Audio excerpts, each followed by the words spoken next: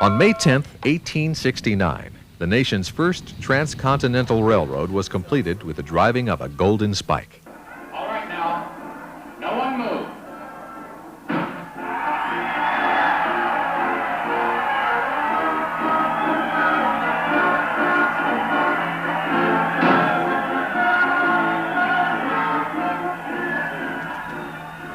Today, visitors to the Golden Spike National Historic Site at Promontory, Utah, can view not only the spike itself, but also learn about the significance of the railroad and the spike driving ceremony which took place long ago. Inside the visitor center, audiovisual presentations and colorful exhibits help to explain the significance of this event.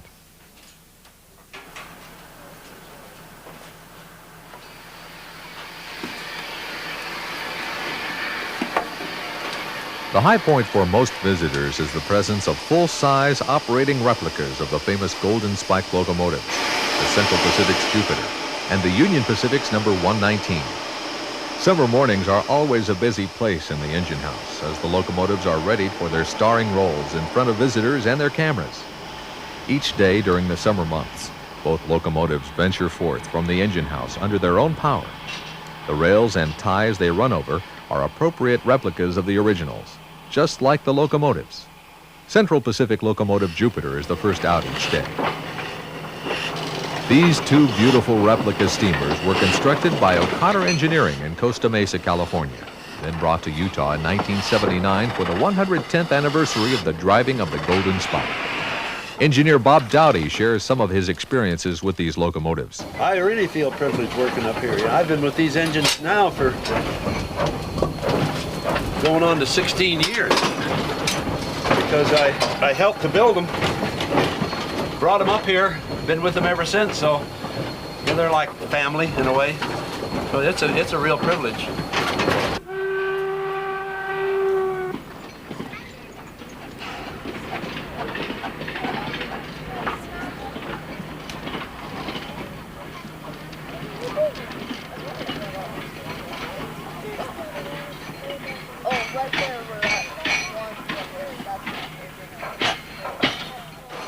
Because of the era that we're portraying, we got to keep these locomotives pretty clean and polished up, because this was the state of the art.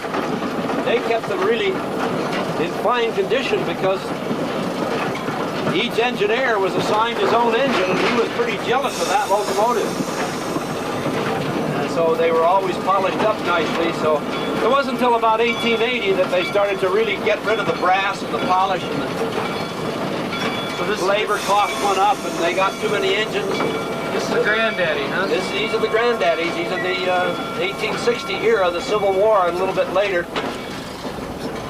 And of course, all the brass eventually came off of them.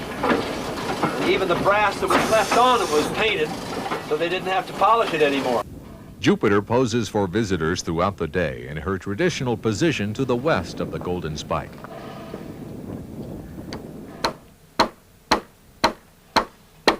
Building tents to make it look like the town here that was here when they founded it here in 1869.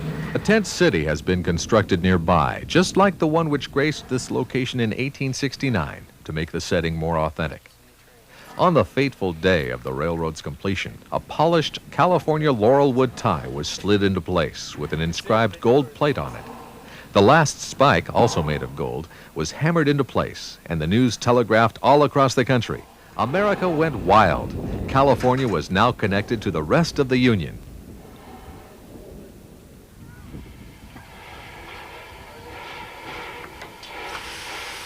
Union Pacific locomotive number 119 moves into position next, facing westward.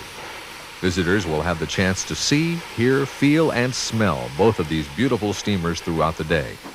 For the technology fan, locomotive demonstrations are offered each afternoon.